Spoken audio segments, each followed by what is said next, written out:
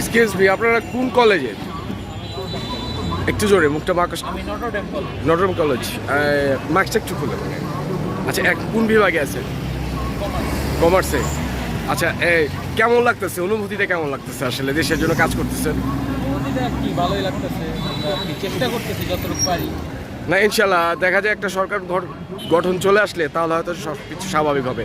আমরা চাই যে আসলে দেশটা সব কিছু স্বাভাবিক থাকুক, দুর্নীতিমুক্ত থাকুক। আসলে তো আমাদের বাক স্বাধীনতা এটা মানে আমাদের কেড়ে নিছে যে সরকার ছিল, জুলুম সরকার যেটা।